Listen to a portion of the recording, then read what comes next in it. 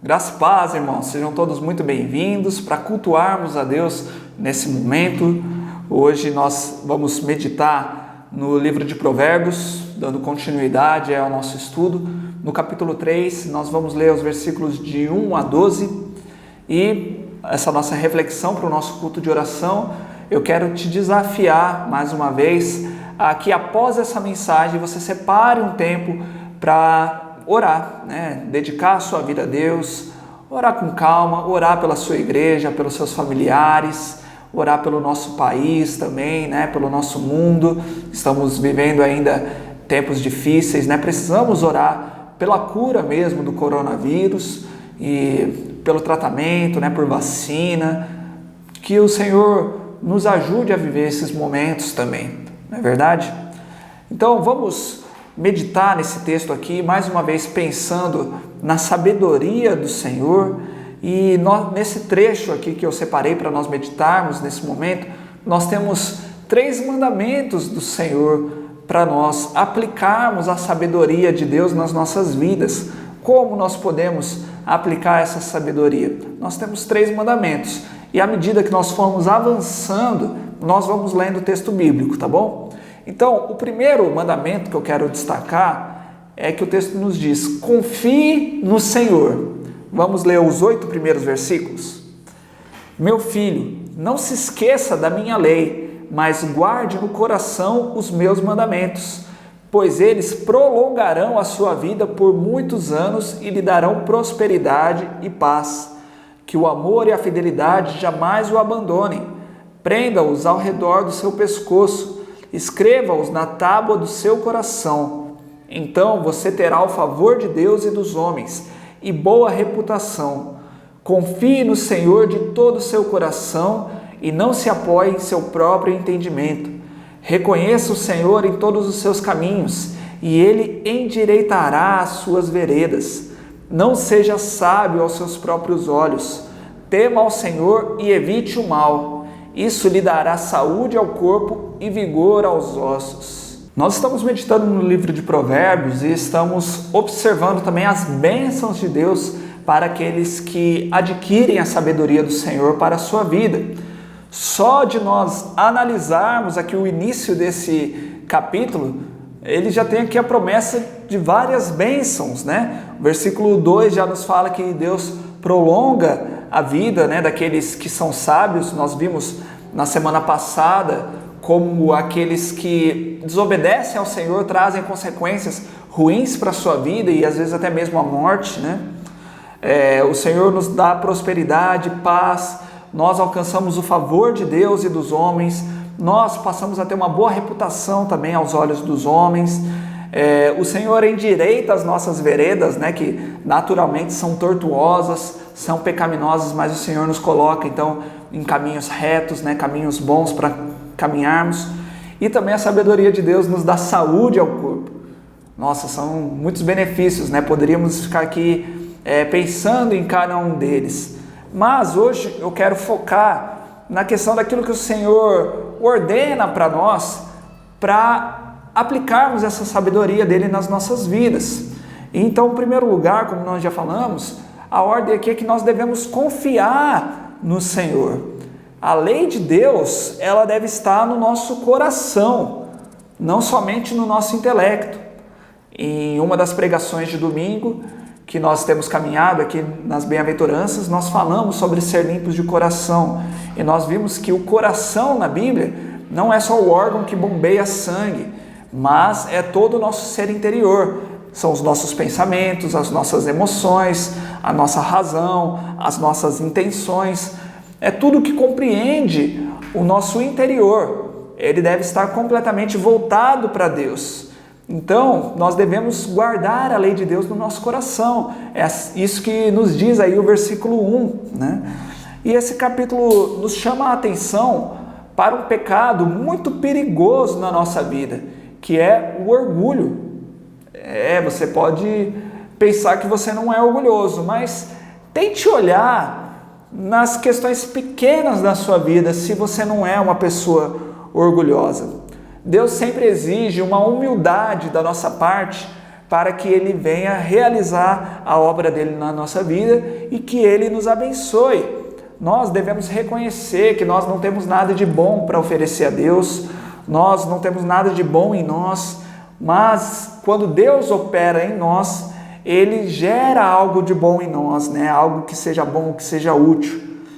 Mas, infelizmente, na nossa vida, em muitos momentos nós queremos nos apoiar no nosso próprio entendimento. Quantas vezes nós temos preguiça de buscar a vontade de Deus, de entender qual que é a vontade de Deus para as nossas vidas? Quantas vezes nós temos preguiça de estudar? Nós pensamos que já sabemos demais, né? Isso é orgulho também, né? Não preciso estudar muito não. Quanto tempo de Bíblia você estuda por dia? Será que isso não simboliza também um orgulho de que você não precisa conhecer mais a palavra de Deus? Quanto tempo de oração você dedica? Será que isso também não está mostrando que você não precisa ter comunhão com Deus? Que você pode caminhar muito bem sozinho? Nós precisamos ter coragem para confessar esse pecado, né? Porque lá no fundo nós acreditamos que já temos a solução para todos os nossos problemas. Por mais que às vezes por fora nós estejamos falando, não, eu não sou orgulhoso, eu confio em Deus, né? Deus, Ele é a prioridade da minha vida. Mas às vezes lá no fundo, quando o problema aparece, nós já queremos resolver ele com o nosso próprio entendimento, antes de buscar a vontade de Deus, não é verdade? E às vezes a gente só deixa para buscar a vontade de Deus quando o problema se torna algo muito difícil. Mas quando a coisa é algo simples, nós acreditamos que nós podemos resolver pela nossa própria conta. Quero compartilhar aqui uma situação até que um pouco engraçada, né? Há uns dias atrás eu estava trabalhando em casa e tentando desenvolver um logotipo aqui para a nossa igreja. Estava ali então pesquisando, né, pela internet, vendo o que as outras igrejas fazem, para poder ter ideias, né, de criar algo legal aqui para nós. E comecei a criar algumas coisas ali, mostrar até algumas ideias, e eu chamei a Larissa, minha esposa, para mostrar para ela, né, o que você acha? O que você acha dessa ideia aqui e tal? É difícil criar alguma coisa do zero, né? Ser criativo, né? Daí a Larissa falou assim para mim, você já orou por isso? Eu parei, né? Falei, não orei. Ela falou, quando a gente olha para a natureza, a gente vê que Deus ele é o melhor artista que existe, né? Ele é tão criativo. A gente pode pedir criatividade para Deus também, né? Eu falei, verdade. Né? Eu muitas vezes oro, né, pedindo para Deus abençoar o meu dia, né, cuidar de mim, me abençoar no ministério. Quando eu vou preparar uma mensagem, quando eu vou gravar os vídeos, eu sempre peço a ajuda do Senhor. Mas naquele momento que eu fui criar um logotipo, eu quis me apoiar no meu próprio entendimento, né, no meu próprio conhecimento profissional, né, tudo aquilo que eu já carrego como bagagem profissional na minha vida. Eu achei que aquilo ali seria o suficiente para eu criar um logotipo. Você está vendo como em várias áreas, até pequenas na nossa vida, nós somos orgulhosos e não pensamos que nós dependemos da ajuda de Deus? Nós precisamos olhar para isso com muita cautela. A Bíblia diz para que nós não sejamos sábios aos nossos próprios olhos. Mas então cabe a nós buscarmos a sabedoria de Deus e nos afastarmos dos caminhos maus. Nós muitas vezes complicamos demais as coisas, quando que só precisaríamos buscar aquilo que Deus tem para nós. O segundo ponto aqui, o segundo mandamento desse texto é honre o Senhor. Os versículos 9 e 10 dizem, honre o Senhor com todos os seus recursos e com os primeiros frutos de todas as suas plantações. Os seus celeiros ficarão plenamente cheios e os seus barris transbordarão de vinho. Nesses versículos aqui, a Bíblia nos ensina a valorizarmos o Senhor. Em muitos momentos nós declaramos que amamos o Senhor, que Ele é prioridade nas nossas vidas. Quantas músicas tão bonitas nós cantamos, né? Quantas orações fervorosas nós fazemos declarando isso, né? Que Deus, Ele é o alvo da nossa vida, né? Ele é prioridade sobre tudo, Ele é o nosso amor maior. mas quando chega a hora de demonstrarmos isso na prática, aí sim a coisa fica difícil, né? Experimentamos aí uma grande dificuldade. O texto aqui está nos exortando para honrarmos a Deus em todas as áreas da nossa vida, inclusive na nossa área financeira, a entendermos que todos os nossos recursos pertencem ao Senhor e devem ser usados para louvar a Deus, devem ser usados em prol do reino de Deus. Todos eles devem estar à disposição do reino de Deus. Agora, será que estão mesmo? Será que tudo que eu tenho eu estou dedicando ao Senhor mesmo? Não estou falando para você vender tudo que você tem, né, entregar como uma oferta, mas você usa tudo aquilo que você tem para a obra de Deus? Muitas vezes não usamos, né? Muitas vezes usamos para satisfazer os nossos desejos pecaminosos, mas não usamos para a glória de Deus. E ele nos fala aqui também da dedicação dos primeiros frutos, que devemos dedicar os primeiros frutos ao Senhor. Isso aqui nos lembra, assim, de que nós devemos louvar a Deus com os nossos dízimos e as nossas ofertas. Precisamos lembrar que as ofertas são uma expressão de louvor ao Senhor. São uma expressão também de gratidão, porque Deus já nos abençoou. E uma expressão de confiança, porque eu sei que isso que eu estou ofertando não vai me fazer falta. Por mais que eu queira ficar com aquilo, né? Por mais que eu queira fazer aqui uma reserva, porque eu não sei como vai ser os dias lá na frente, mas quando eu oferto ao Senhor, eu estou falando: Senhor, eu confio que lá na frente o Senhor vai estar me abençoando também. Assim como o Senhor já me abençoou no passado, o Senhor vai continuar me abençoando lá na frente. Então, nós precisamos declarar em todos os momentos que o Senhor é a prioridade nas nossas vidas. Quando eu deixo de ofertar por medo, ou até mesmo por uma falta de organização financeira, eu estou me apoiando no meu próprio entendimento. Eu estou sendo orgulhoso. Eu não estou confiando no Senhor e não estou honrando o Senhor. Então, a questão de ofertarmos também deve ser parte da nossa vida. É uma parte também necessária para crescermos no conhecimento do Senhor, para crescermos e para desenvolvermos um relacionamento com Ele. O texto não está nos ensinando aqui a barganhar com Deus, né? Entregue aqui X que você vai receber 10X. É o melhor investimento que você pode fazer para enriquecer rapidamente. Não é isso que o texto está nos dizendo. Mas é lembrarmos que eu oferto porque o Senhor já me abençoou. Então eu estou sendo obediente ao Senhor. E a Bíblia nos fala que aqueles que são obedientes podem contar também com as bênçãos do Senhor na sua vida. Então o Senhor vai continuar abençoando. O Senhor vai continuar prosperando, mesmo que não seja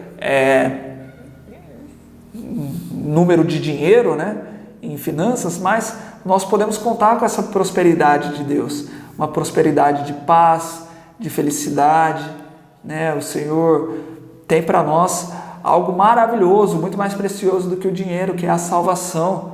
Nós somos prósperos por isso. E o Senhor nunca vai deixar um filho seu desamparado. Não estou falando aqui que Deus vai satisfazer todas as suas vontades, né? De você viajar para onde você quer, comprar o carro que você quiser e tudo mais. Mas você nunca vai passar necessidade, porque Deus está te abençoando, está cuidando de você. E você deve continuar sendo obediente, sendo grato, sendo fiel ao Senhor.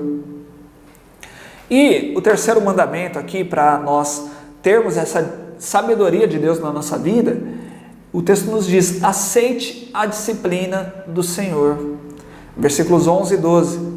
Meu filho, não despreze a disciplina do Senhor, nem se magoe com a sua repreensão, pois o Senhor disciplina quem ama, assim como o pai faz ao filho de quem deseja o bem. Meus irmãos, precisamos entender que o desejo de Deus é que nós glorifiquemos o seu nome, né? E nós vamos glorificar o seu nome vivendo em obediência e recebendo as bênçãos do Senhor também. Deus tem prazer em abençoar os seus filhos que são obedientes. Mas quando nós nos desviamos dos caminhos do Senhor e começamos a trilhar o caminho da desobediência, nós podemos contar com uma outra bênção de Deus também, que é a bênção da disciplina. É difícil nós entendermos que isso é uma bênção, né? É uma bênção que nós não queremos para as nossas vidas, mas Deus nos abençoa através da disciplina também. Quando nós pensamos em uma pessoa disciplinada, é aquela pessoa que é correta, né? Uma pessoa que é fiel, uma pessoa que é regrada, uma pessoa que age de acordo com as regras, uma pessoa que não transgride as leis. E a disciplina do Senhor, né? O ato dele disciplinar é nos forçar a sermos pessoas disciplinadas, a sermos pessoas que vão agir de maneira correta, que vão obedecer às normas de Deus, que vão obedecer os regulamentos que Deus já estabeleceu. Então, Deus nos disciplina, o texto nos diz aqui, assim como um pai disciplina um filho que ele ama. O pai não deseja ver o seu filho crescendo de qualquer maneira, né? Transgredindo as leis da sociedade, crescendo sem limites, né? Sem aprender o que é obediência. Quem ama verdadeiramente o seu filho vai disciplinar o seu filho para que o seu filho entenda que a vida tem limites e que o filho deve andar de uma forma justa, correta. Da mesma forma, Deus, Ele faz isso na vida dos seus filhos, os filhos a quem Ele ama. Ele disciplina os seus filhos. Então Deus pode utilizar o sofrimento para nos disciplinar. Ele usa as dificuldades da nossa vida, as perseguições, as crises, as doenças. São todas maneiras de Deus nos disciplinar e nos fazer crescer na fé. Então eu quero chamar a sua atenção para quando você estiver passando por um sofrimento na sua vida, procure entender o que Deus está querendo te ensinar nesse momento, né, nessa situação. Por diversas vezes, a Bíblia usa a expressão do fogo e do ouro, né? Do fogo que é refinado no ouro. Um ourives, ele utiliza uma alta temperatura para purificar o ouro. Na minha pesquisa aqui eu vi que é uma temperatura de 1366 graus Celsius. Eu achei até um absurdo essa temperatura, né? Mas uma temperatura completamente elevada, né? Quando nós, no nosso dia a dia, chegamos a uma temperatura de 37 graus, já achamos que estava muito quente, né? Imagina 1366 graus Celsius. Mas essa alta temperatura vai consumir todas as impurezas do ouro e vai restar apenas o ouro ali. Ele queima tanto até que o ouro ele comece a refletir a imagem do ourives ali no próprio ouro. E é isso que Deus faz em nós. Ele nos purifica através do fogo, através das dificuldades, até que Deus veja a sua própria imagem em nós. Então, não despreze a disciplina do Senhor na sua vida. Aproveite ela da melhor forma. Em primeiro lugar, né, busque não ser disciplinado, busque viver corretamente para que você não precise cair na disciplina. Então lembre, né, de confiar no Senhor, de honrar o Senhor, que Ele seja a prioridade na sua vida. Mas, quando o Senhor te disciplinar, mantenha os seus ouvidos atentos, né? Mantenha os seus olhos abertos para entender que é uma disciplina do Senhor.